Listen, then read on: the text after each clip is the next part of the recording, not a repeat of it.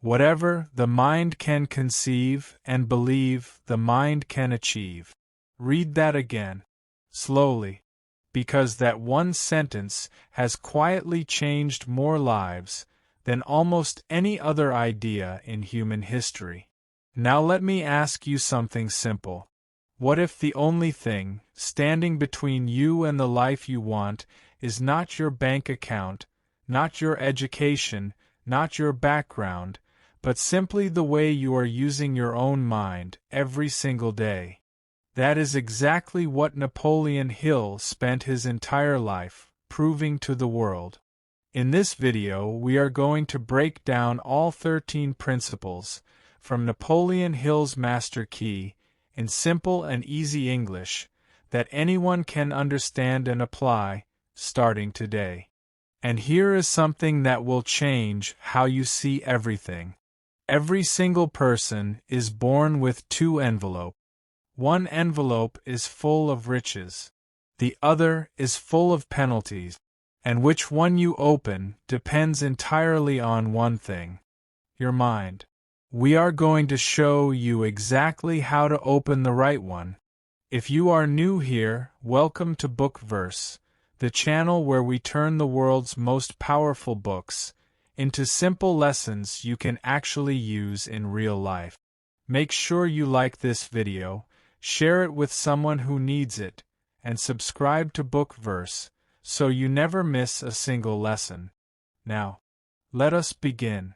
Before we get into the 13 principles, I want to tell you about the man behind them, because understanding where Napoleon Hill came from will help you understand why his message is so powerful.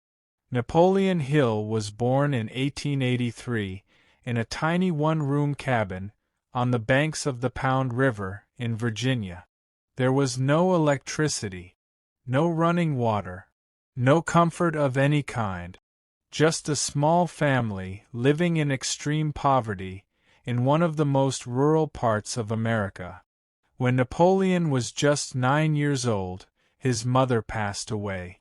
9 years old, at an age when most children are playing outside without a care in the world, Napoleon Hill was learning what it felt like to lose the most important person in his life. Most people in that situation would have given up before they even started. The poverty was real. The pain was real. The odds were completely against him. But Napoleon Hill was not most people. At the age of 13, he started working as a reporter for small local newspapers in the mountains. He had almost nothing. But he had one thing that would eventually change everything: a curious mind and a burning desire to understand why some people succeed and others do not. And then, one day, something happened that would change not just his life, but the lives of millions of people around the world. He got the opportunity to interview one of the most successful men in America, a man named Andrew Carnegie. At that time, Carnegie was one of the wealthiest people on the entire planet. He had built a steel empire from almost nothing and had given away hundreds of millions of dollars to education and libraries. During that interview, Carnegie said something to Napoleon Hill that stopped him completely. He told Hill that the secret to success was not luck. It was not talent. It was not even hard work alone.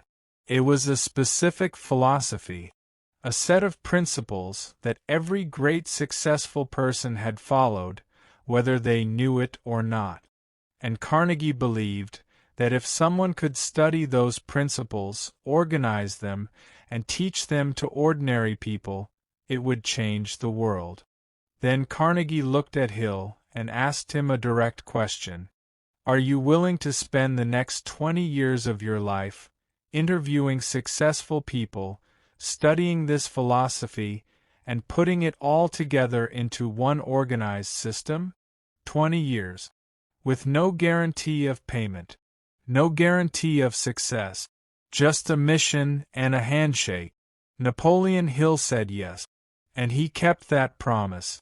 For the next several decades, Hill interviewed some of the most successful people of his time. Thomas Edison, Henry Ford, Theodore Roosevelt, John D. Rockefeller. He studied their habits, their thinking, their decisions, and their belief. He also read hundreds of books that had been written before him, looking for patterns and common truth. And slowly, over many years, he began to see something remarkable. Underneath all the different industries, different backgrounds, and different personalities, there was one single system. A set of principles that every great successful person had used, in one form or another. He called it the science of success. In 1937, he published his most famous book, Think and Grow Rich. It has since sold tens of millions of copies, and is still one of the most widely read books in the world today. Almost every motivational speaker, every personal development author, and every success coach you have ever heard of has been influenced by Napoleon Hill's work, whether they say so or not. And by 1954, when this television series was produced, Hill had refined his teachings into their clearest and most powerful form. 13 principles, each one simple, each one practical, each one built on the one before it. Now, at the very heart of everything Hill taught is one single idea. And it is this: you already hold complete authority over one thing in this world. Just one thing. And that one thing is your own mind. Not the economy. Not other people. Not your past. Just your mind. And everything else in your life, your health, your relationships, your financial situation, your happiness, flows directly from how you choose to use it. Hill described this through a beautiful and simple picture.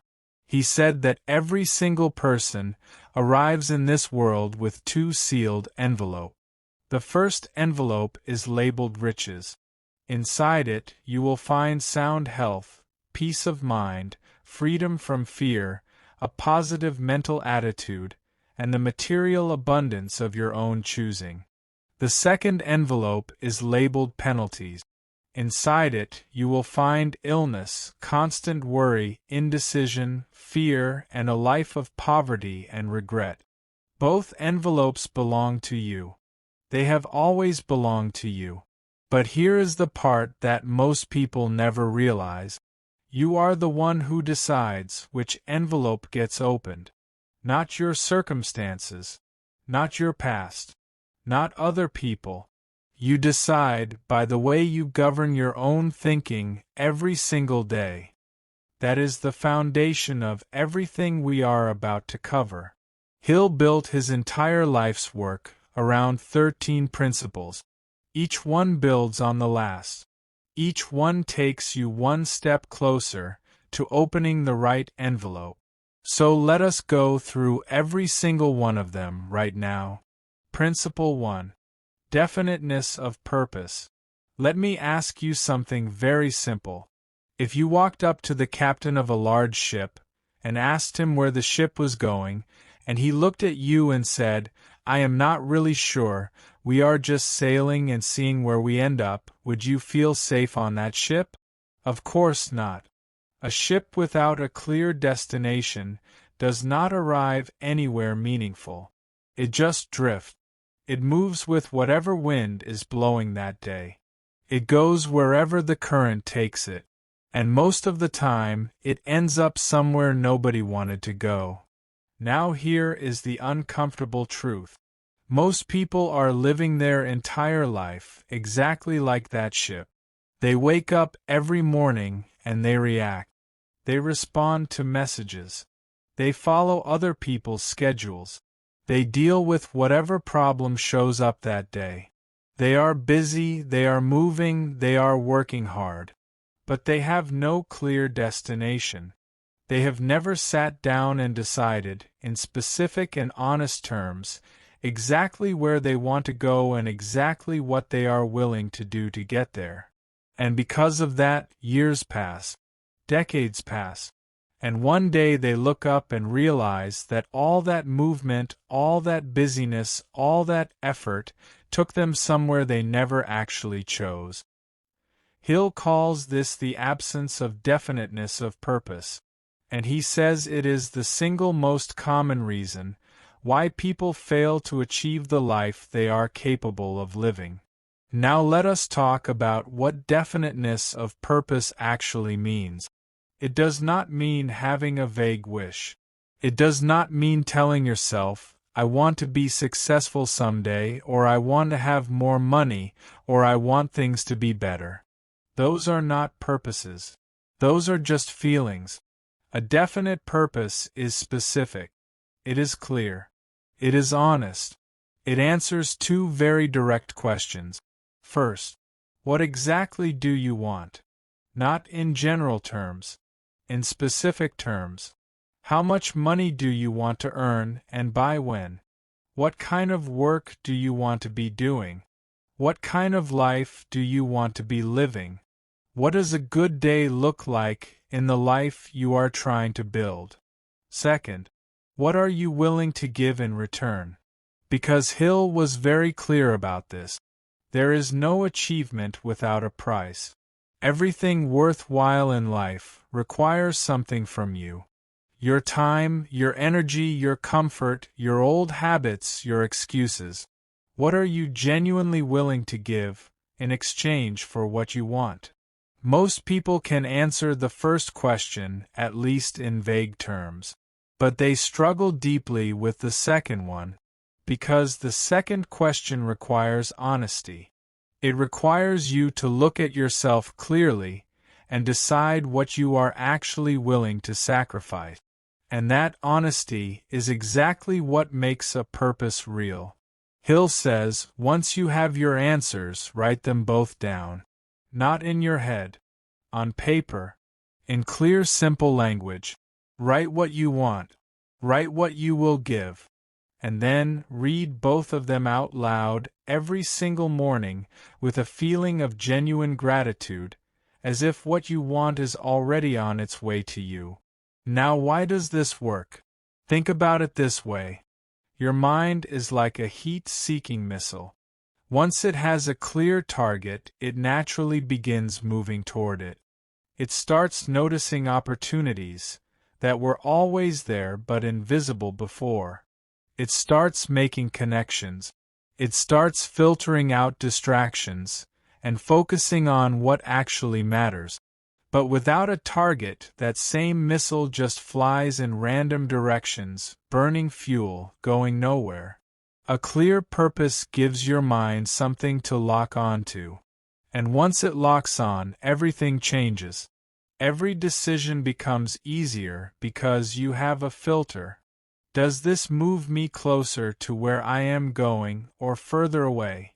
Every morning becomes more focused because you know exactly what you are working toward. Every setback becomes smaller because you have something bigger to come back to. Here is the failure mode that most people fall into. They write down a purpose once, feel motivated for a few days, and then forget about it completely. Life gets busy. The notebook gets buried.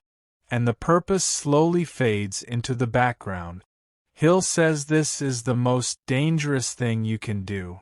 Because a purpose that lives only in your memory is a purpose that slowly dies. You have to keep it alive every single day by reading it, repeating it, and feeling it until it becomes as natural as breathing. Do this today. Find a small notebook, or open a fresh page on your phone.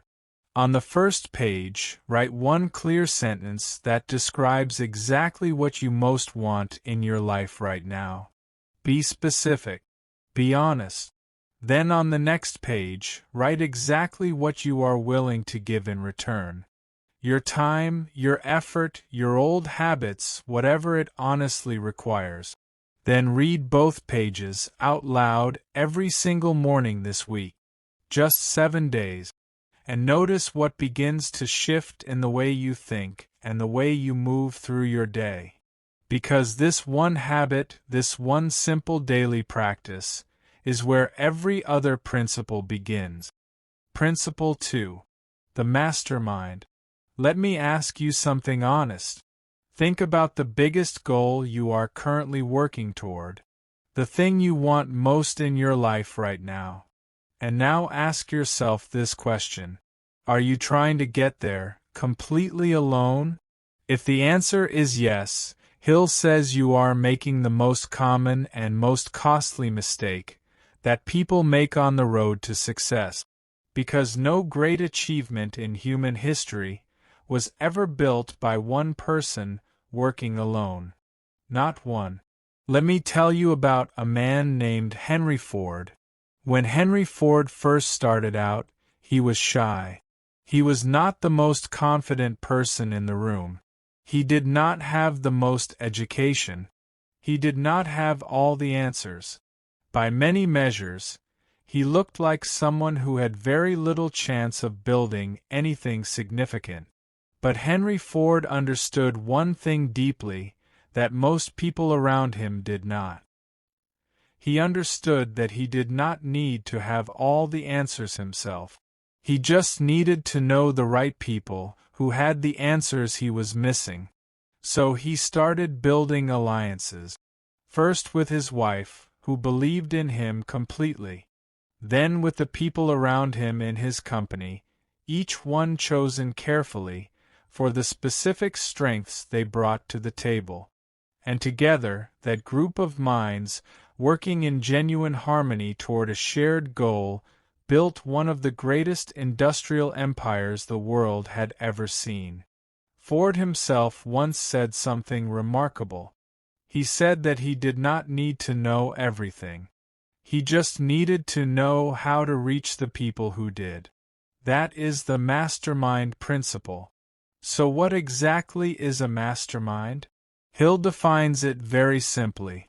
A mastermind is two or more people working together in a spirit of perfect harmony toward a shared definite purpose. That is it. No complicated rules.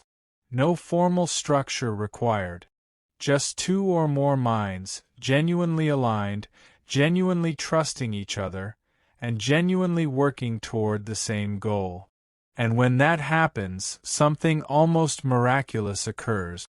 The combined power of those minds, working together in harmony, becomes greater than the simple addition of those minds working separately. 1 + 1 does not equal 2. It equals 10, or 20, or 100, because when minds work together in true harmony, they create something that no single mind could create alone. Hill describes it this way. Through a mastermind alliance, you do not just get another person's help.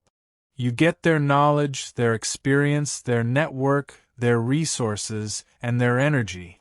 You borrow the strength of everything they have built, and they borrow yours. And together, you accomplish in one single year what either of you working alone could not accomplish in an entire lifetime.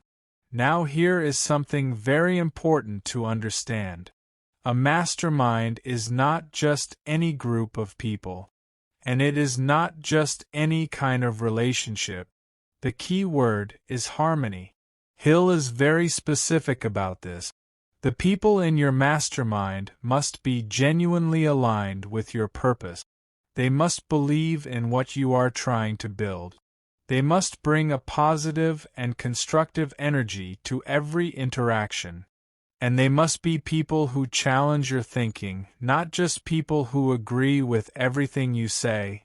Because a group of people who simply tell you what you want to hear is not a mastermind.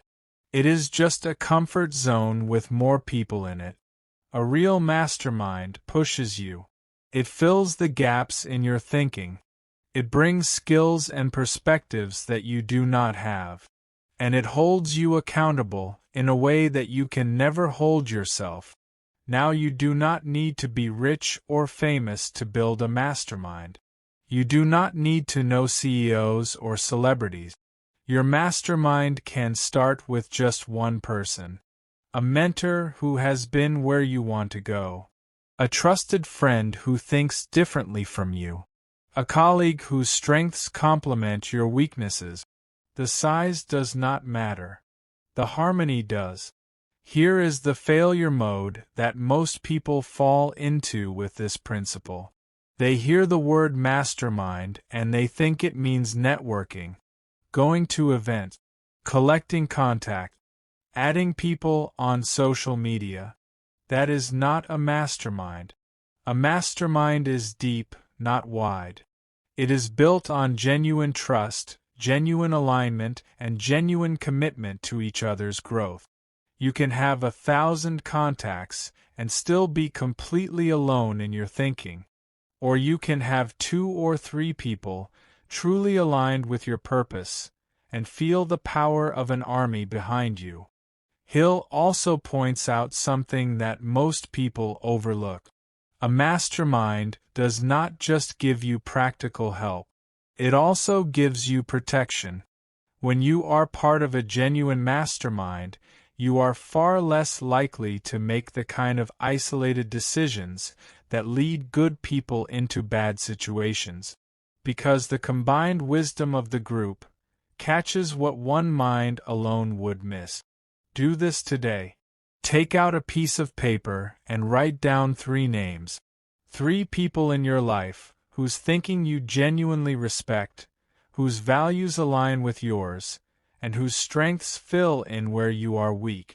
Then reach out to one of them this week, not to ask for a favor, just to have an honest conversation about what you are both working toward and how you might support each other.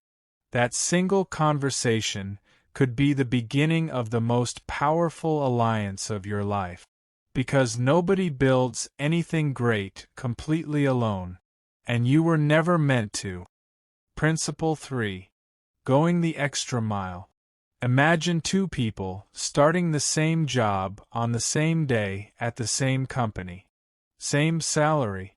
Same position. Same opportunities. The first person, let us call him Ahmed, does exactly what is asked of him. Nothing more, nothing less. He arrives on time. He completes his task. He goes home when his hours are done. He is not lazy. He is not difficult. He simply does what he is paid to do. And when someone asks him to do something extra, something outside his job description, he thinks to himself, that is not my job. I am not being paid for that. The second person, let us call him Bilal, does something different. He completes everything that is asked of him, and then he looks around for more. He stays a little longer when a deadline is tight. He helps a colleague without being asked. He finds a better way to do something and shares it with the team. He does not do this because someone told him to. He does it because he genuinely cares about the quality of his work. 5 years pass. Ahmed is still in the same position, doing the same tasks, earning roughly the same salary. He works hard. But nothing much has changed. Bilal is now leading the team. He has been promoted twice. People trust him. People respect him. And opportunities keep finding him, in a way that Ahmed cannot quite understand. The difference between them was not talent. It was not luck. It was not who they knew or where they came from. The difference was one simple habit. Bilal consistently gave more than was expected of him. Hill calls this going the extra mile, and he says it is one of the most powerful and most underused principles of success in the entire world. Here is how Hill explains it. Your position in life is determined by a simple formula. The quality of the service you provide, multiplied by the quantity of that service, multiplied by the attitude you bring to it. All three together determine the place you occupy and the rewards you receive. Most people focus only on doing enough. Enough to keep their job. Enough to get through the day. Enough to avoid getting into trouble. And because they give just enough, they receive just enough back. Nothing more. But the person who consistently gives more than is expected triggers something that Hill calls the law of increasing returns. This law says that every extra unit of genuine service you give comes back to you multiplied.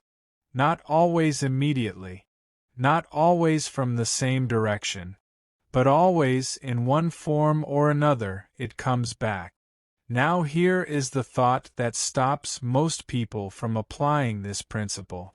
They say, why should I give more when I am not being paid more? Why should I go the extra mile when nobody is even noticing? And Hill's answer is direct and simple. That thinking is the exact reason you are still where you are. The extra mile is not charity. It is not weakness. It is not being taken advantage of. It is strategy. It is an investment in your own future. Every time you give more than is expected, you are building a reputation. You are building trust. You are building the kind of record that opens doors nobody else can open for you. Here is the failure mode. Most people try going the extra mile once or twice. They help someone without being asked. They put in extra effort on a project, and when nothing immediately changes, they stop. They say, I tried that, it does not work. But the law of increasing returns does not work overnight. It works over time. It is like planting a seed. You do not plant a seed today and eat the fruit tomorrow. You plant it, water it, take care of it, and trust the process. And one day, when you have almost forgotten about it, the fruit arrives. Do this today. Choose just one thing this week that nobody expects from you. It does not have to be big. Help a colleague with something outside your responsibility. Do a task better than you normally would. Offer your time or your skill to someone who needs it, without asking for anything back. And do it with a genuinely warm and positive attitude. Then do it again the next day. And the day after that. For 7 days straight. And at the end of those 7 days, notice how differently people around you are beginning to see you. Because the extra mile is never crowded. And that is exactly why the people who walk it always end up somewhere worth going. Principle 4. Applied faith. In the 1870s, a young inventor in New Jersey decided he was going to do something that most people thought was completely impossible. He was going to create a light bulb that could bring electric light into every home in America. His name was Thomas Edison, and what followed was one of the most extraordinary stories of belief in the history of human achievement. Edison and his team tried one approach. It failed. They tried another. It failed. They adjusted, they tested, they tried again. And again. And again. By the time Edison finally found the answer, he had failed, by his own count, over 10,000 times. 10,000 failures, over years of work, with no guarantee that the answer even existed. A reporter once asked Edison, how did it feel to fail 10,000 times? Edison looked at him calmly and said something that has never been forgotten. He said, I did not fail 10,000 times. I successfully found 10,000 ways that did not work. And now I know exactly how to make it work. That is applied faith.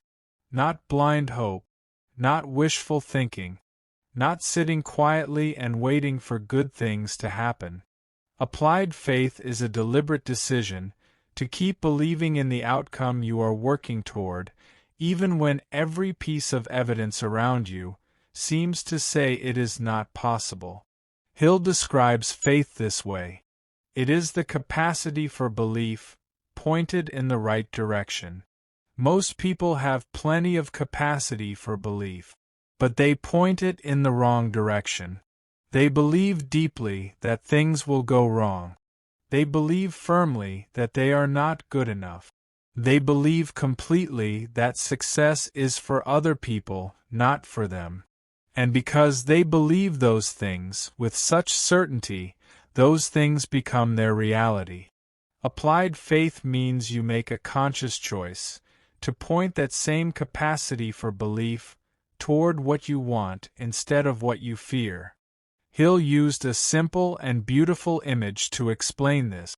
He said there are two kinds of people in the world. The first kind looks at a donut and sees only the hole in the middle. They focus on what is missing, what is wrong, what has not worked, what they do not have. The second kind looks at the same donut and sees the whole donut. They focus on what is there, what is possible, what they can work with, what they have already built. Same donut, completely different experience of life. Now here is what kills faith, quietly and slowly, in most people. The first thing that kills faith is focusing on problems instead of possibilities. When your mind spends most of its time replaying everything that has gone wrong, there is no space left for belief in what could go right. The second thing that kills faith is the people around you. If the people closest to you are constantly negative, constantly doubtful, and constantly telling you why things will not work, that energy gets into your thinking, whether you notice it or not.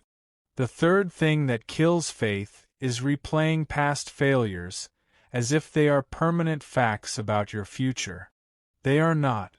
They are information. They are steps. Just like Edison's 10,000 attempts, they are telling you what does not work, so you can get closer to what does. Here is the failure mode that most people fall into with this principle. They hear the word faith, and they think it means sitting still and hoping.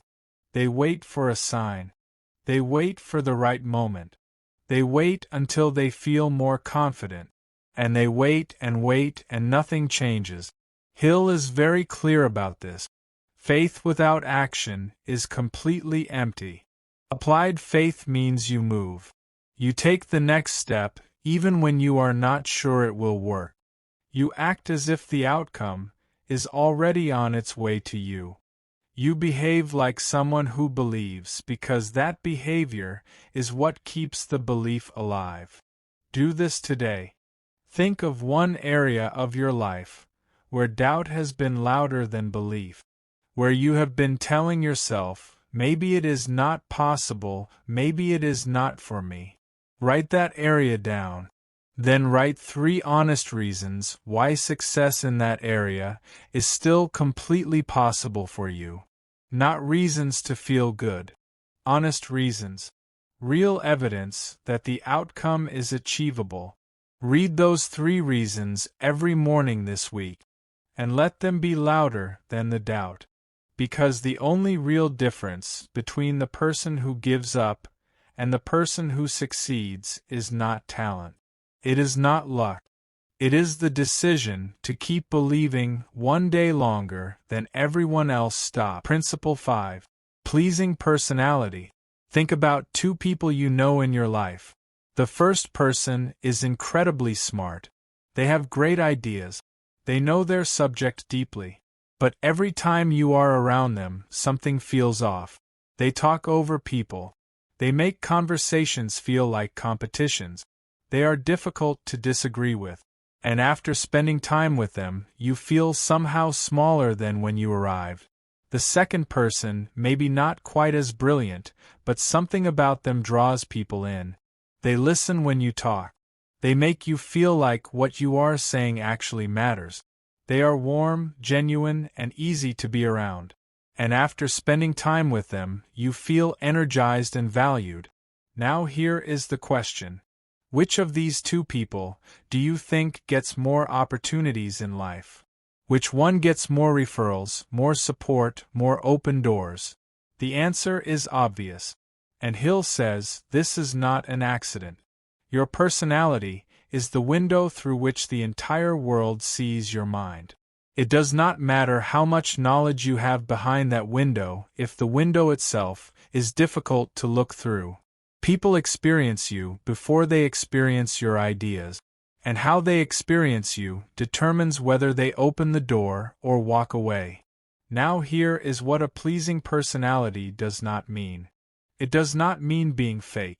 It does not mean agreeing with everything everyone says. It does not mean laughing too loudly, or smiling when you do not mean it. People can sense inauthenticity immediately. And nothing destroys trust faster than a personality that feels performed rather than real. A genuinely pleasing personality is built on a few simple qualities. A positive attitude that makes people feel that things are going to be okay. Flexibility, the ability to adapt to different people and different situations without losing yourself. Sincerity, meaning you say what you mean and you mean what you say.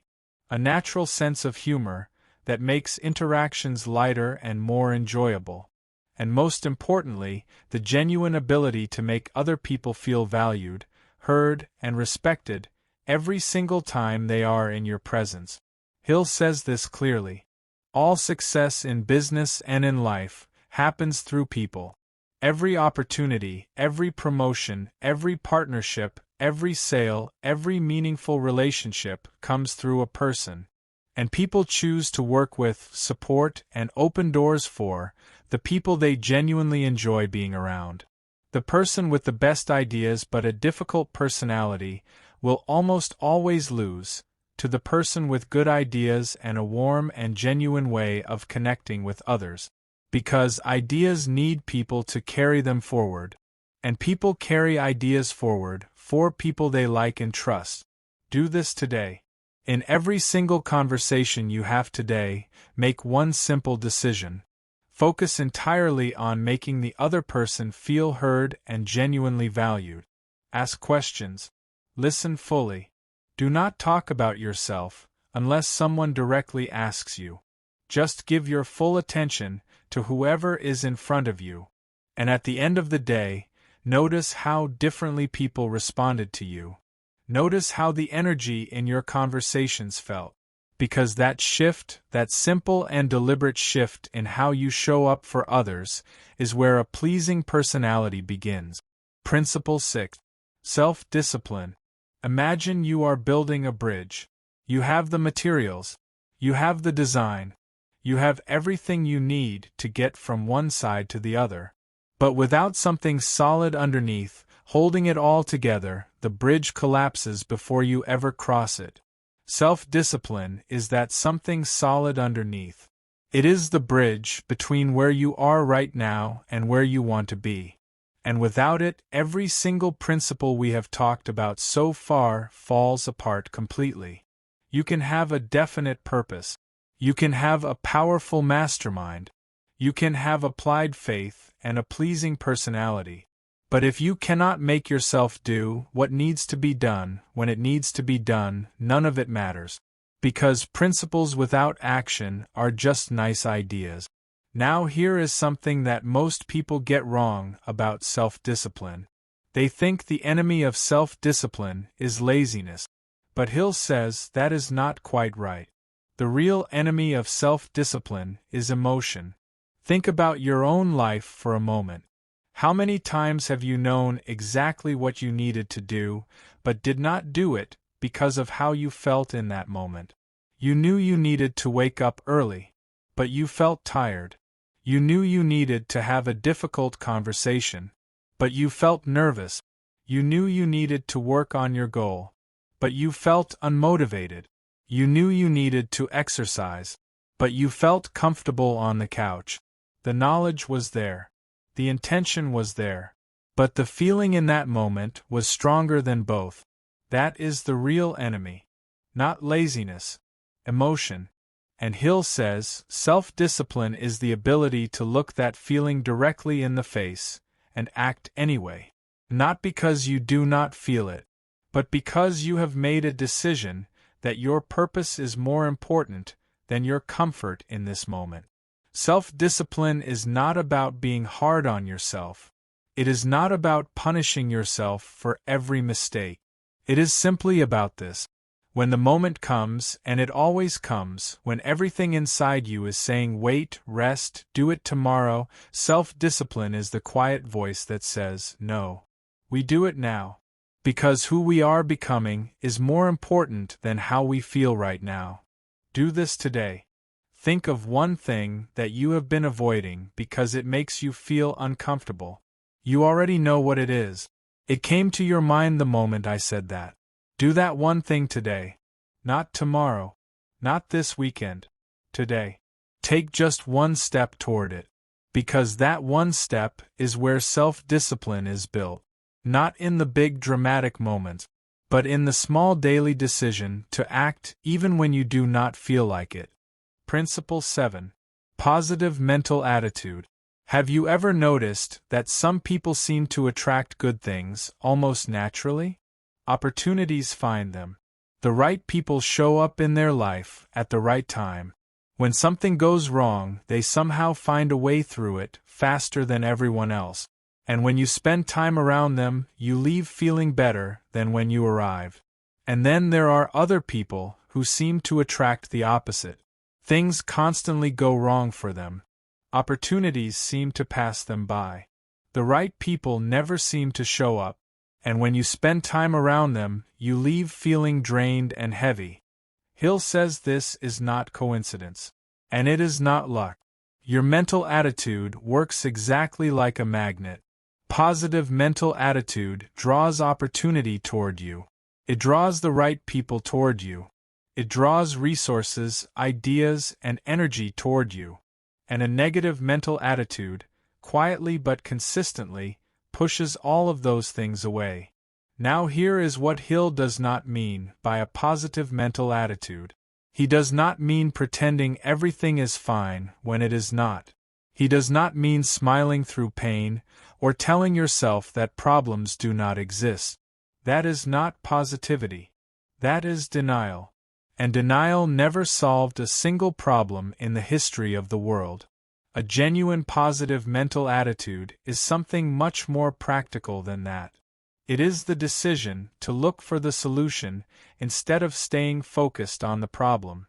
It is the choice to ask what can I do about this instead of why is this always happening to me. It is the ability to respond to a situation thoughtfully instead of reacting to it emotionally. Hill says it clearly. You cannot control everything that happens to you in life. Bad days will come. Difficult people will show up. Plans will fall apart. That is simply the nature of life, and no amount of positive thinking will change that reality. But here is what you can always control. The attitude you bring to everything that happens. That one thing is always in your hands. Always. And that one thing changes everything else. Because two people can face the exact same difficult situation. One person sees a dead end. The other person sees a detour. Same situation. Completely different mental attitude. And almost always completely different outcomes. Do this today. Every single time a negative thought enters your mind today, do not fight it, do not push it away, just pause for one moment. And replace it with one simple constructive question. Instead of asking, why is this happening to me, ask, what is one thing I can do about this right now? Just that one small shift, from why to what, moves your mind from a place of helplessness to a place of power. Practice it today. Every single time. And notice, by the end of the day, how differently you feel inside. Principle 8. Enthusiasm. Think about the last time you were truly excited about something. Not pretending to be excited. Not going through the motions. But genuinely, deeply excited. Where you woke up in the morning already thinking about it. where time passed without you noticing, where the work did not feel like work because you actually cared about what you were building. Do you remember how much energy you had in that state? Do you remember how naturally everything seemed to flow? That is enthusiasm. And Hill says it is the fuel that keeps every other principle alive and burning. Without enthusiasm, your definite purpose becomes just a statement on a piece of paper. Your mastermind becomes just a group of people in a room. Your faith becomes just a word. Every principle we have covered so far needs enthusiasm underneath it to actually move. Now here is what enthusiasm is not. It is not being loud. It is not performing excitement for other people. It is not the kind of forced energy that some people put on like a costume in the morning. People can see through that immediately, and it does not last. Real enthusiasm is quiet and deep. It is a genuine belief in what you are doing and why you are doing it.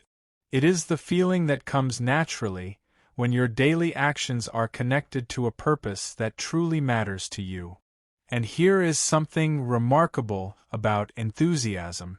It is completely contagious. When you are genuinely enthusiastic about what you are building, the people around you feel it. They get drawn in.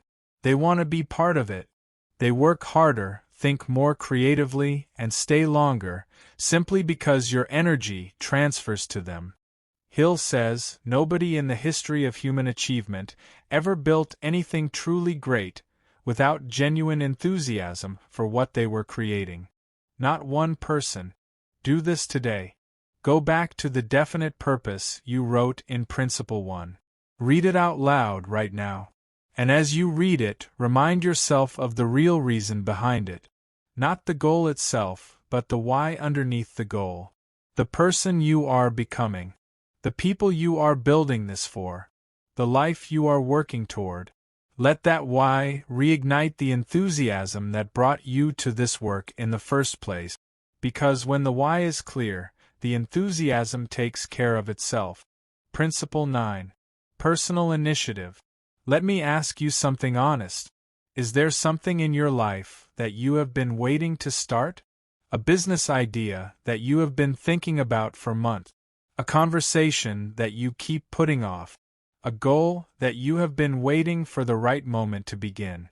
A change that you know needs to happen, but you are waiting for someone to give you the push? If yes, then this principle is speaking directly to you.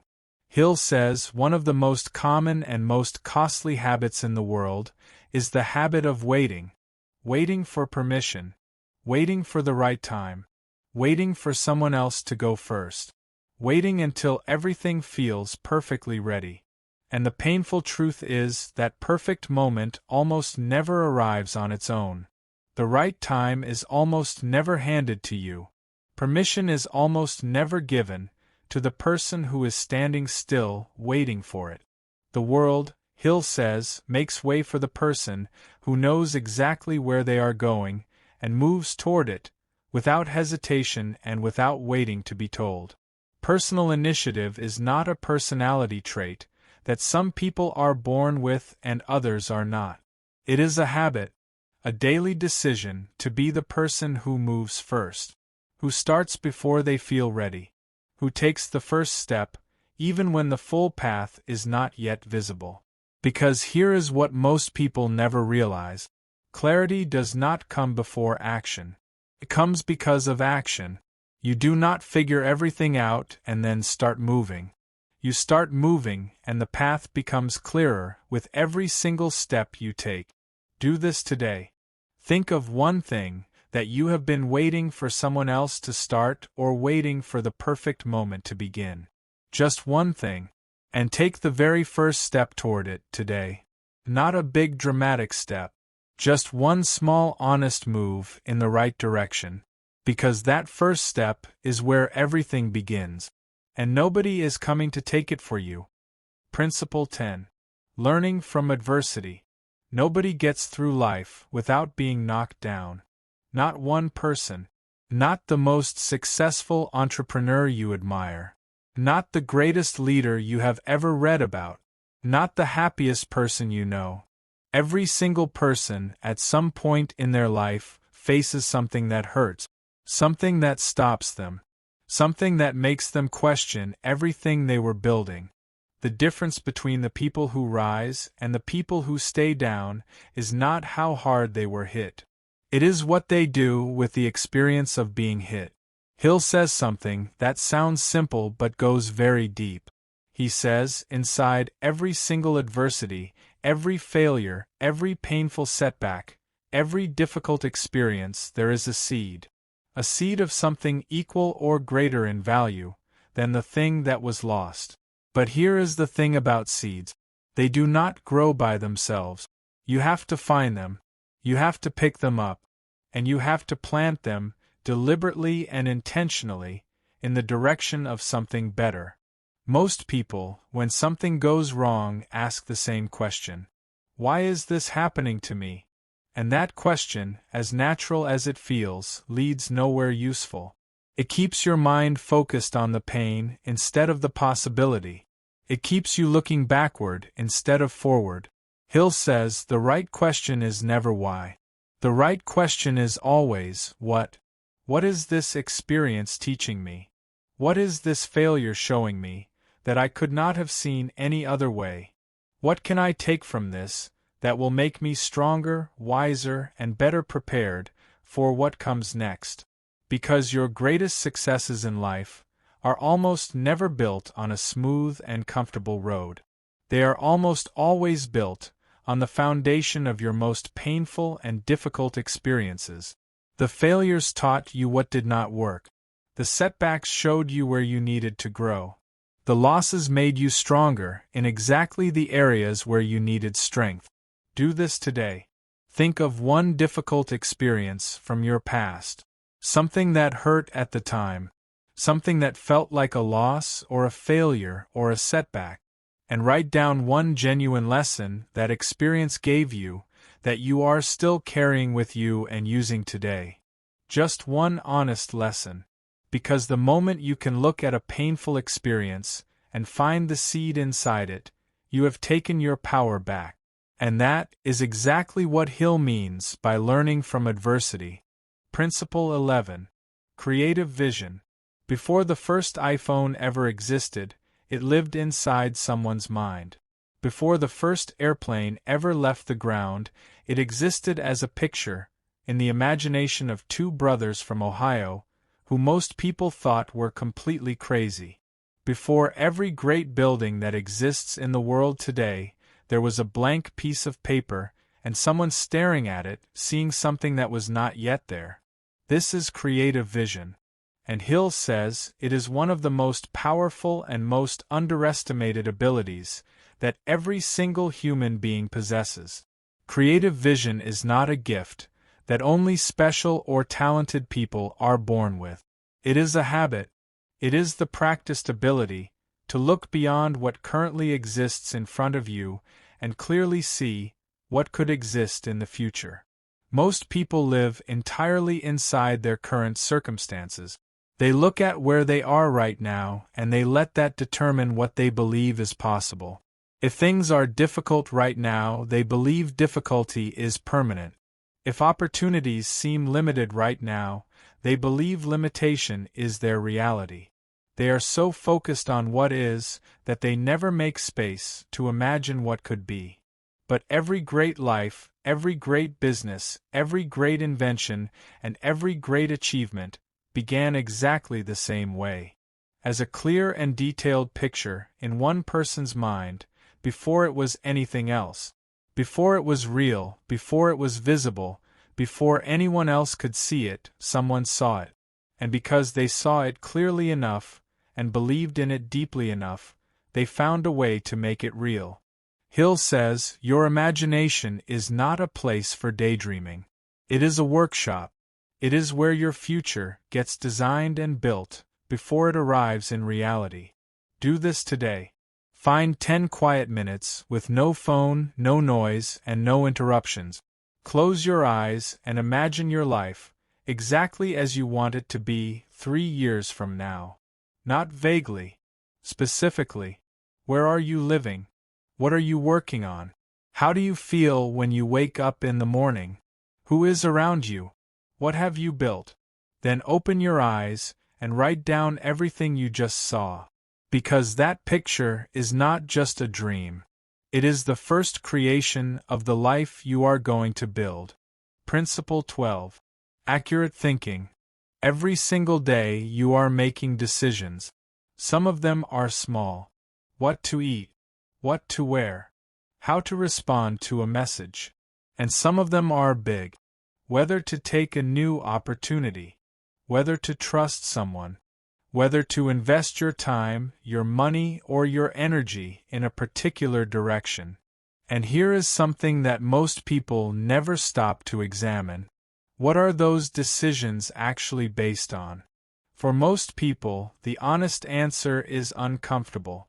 Most decisions are based, not on facts but on feelings, on rumors they heard from someone, on assumptions they made without checking, on opinions that other people gave them, that they accepted without question, on fears that felt real, but had no actual evidence behind them.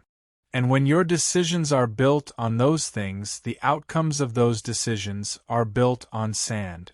They collapse when reality arrives. Hill says, accurate thinking is one of the most important habits that any successful person develop. And it is built on one simple but powerful discipline: the ability to separate what you actually know from what you are assuming, and then to separate the facts that actually matter from the facts that do not. Because not all facts are equal. Some facts are relevant to your decision. Others are just noise that distract you from what actually matters. Accurate thinking means knowing the difference and having the discipline to base your decisions only on what is real, relevant, and verified. Successful people do not make decisions faster than everyone else. They make decisions more clearly. They look at the actual facts, remove the emotion, remove the assumption, remove the opinion, and then decide. And when they decide, they take full and complete responsibility for that decision and its outcome. Do this today. Think of one important decision that you are currently facing in your life. Before you decide anything, take out a piece of paper and draw a simple line down the middle. On the left side, write everything you know for certain about this situation. On the right side, write everything you are assuming but have not actually verified. Then base your decision only on what is on the left side. That one simple exercise will immediately make you a clearer and more confident decision maker. Principle 13. Cosmic Habit Force. Step outside tonight and look up at the sky. The stars you see have been in the same position for longer than any human being has been alive. The sun rises every single morning at the exact moment it is supposed to rise. The seasons change with perfect and reliable consistency year after year after year. The tides of the ocean move in and out with a rhythm so precise that scientists can calculate them thousands of years into the future. Nothing forces these things to happen. No one reminds the sun to rise. No one tells the seasons when to change. No one pushes the tides in and out. There is a force behind all of it, a natural law so consistent and so powerful that it governs every single living and moving thing in the entire universe, without exception. Hill calls this force cosmic habit force, and he says this same law, this same invisible and unstoppable force, governs your mind in exactly the same way. Here is what that means in practical terms. Every thought you hold consistently becomes a pattern. Every pattern held long enough becomes permanent. And once something becomes permanent in your mind, the force of the universe itself begins arranging the conditions of your life to match that permanent pattern. Hold a clear and definite purpose with genuine belief long enough, and cosmic habit force takes it up. It begins working on your behalf, quietly and consistently behind the scenes. Opportunities that match your purpose begin appearing. The right people begin showing up. Ideas that serve your goal begin arriving in your mind at exactly the right moment. Not because of luck, but because the force that governs everything is now aligned with the pattern you have been holding. This is why Hill saved this principle for last. Because all 12 principles that came before this one were preparing your mind. They were building the pattern. Definiteness of purpose gave your mind a clear direction. The mastermind brought other minds into alignment with yours. Applied faith kept your belief alive through difficulty. Self-discipline made sure your actions matched your intentions. Every single principle was building the pattern that cosmic habit force would eventually lock in and carry forward. This principle is the bridge between effort and automatic success, between working hard and having the universe work with you. But now here is the failure mode that Hill warns about most seriously. And it is the one that stops more people than any other obstacle ever could. Most people, when they set a clear purpose and begin working toward it, give it a few weeks, maybe a month, and when they do not see dramatic results in that time, they conclude that it is not working. They abandon the purpose. They try something different. Or worse, they abandon the idea of having a purpose at all. And Hill says this is the most heartbreaking mistake a person can make. Because most people give up at exactly the moment just before cosmic habit force kicks in. They stop right on the edge of the breakthrough. They plant the seed, water it for a few days, and then dig it up to check if it is growing yet. And of course, when they dig it up, nothing grows. The law of cosmic habit force does not work on your timeline. It works on its own, and it rewards only one thing: persistence. The decision to hold your purpose with belief one day longer than doubt tells you to stop. Hill says, hold it long enough, and the force behind every star in the sky begins working quietly and consistently in your favor. Not eventually, inevitably. Do this today. Go back to the very first thing you wrote in Principle 1. Your definite purpose. The thing you want most and what you are willing to give for it. Read it again right now. Out loud if you can. And as you read it, make a decision. Not a wish. A real decision. That you are going to hold this purpose with belief and with action every single day for as long as it takes. Because every day you hold it, the most powerful force in the universe is quietly arranging itself to meet you. And that is Napoleon Hill's Master Key. 13 principles, each one simple, each one powerful, and each one building on the one before it. You started with a definite purpose, a clear and specific picture of exactly what you want and what you are willing to give for it. You learned the power of the mastermind and why no great achievement is ever built alone. You discovered what it truly means to go the extra mile and why the law of increasing returns always repays that effort. You understood applied faith and how the capacity for belief, directed toward what you want, changes everything. You learned that a pleasing personality opens doors that talent alone never could. You discovered that self-discipline is the bridge between where you are and where you want to be. You understood that your mental attitude works like a magnet drawing toward you exactly what you focus on most. You felt the quiet power of genuine enthusiasm and how it transfers to everyone around you. You learned that personal initiative means moving first without waiting for permission.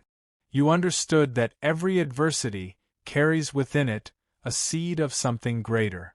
You discovered that creative vision is the workshop where your future gets built, before it becomes real. You learned that accurate thinking means deciding on facts, not feelings. And finally, you understood cosmic habit force, the most powerful law in the universe, that takes any purpose held long enough, and carries it toward its conclusion almost automatically. 13 Principles. 1 Master Key. Now remember those two envelopes that Hill described at the very beginning. The envelope of riches and the envelope of penalties.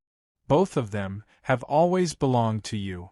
And every single day, with every single thought you choose to hold, you are deciding which one gets opened. Today, right now, in this moment, which one are you choosing? Napoleon Hill did not spend his life writing about money. He wrote a map, a clear and honest map, for taking complete possession of the one thing that was always yours to control, your own mind. And the person who takes possession of their mind, with purpose, with belief, and with persistence, can achieve anything that the mind can conceive and believe. So here is the only thing left to do. Do not try to apply all 13 principles at once. That is too much and too overwhelming, and it will lead to doing nothing at all. Instead, pick just one principle.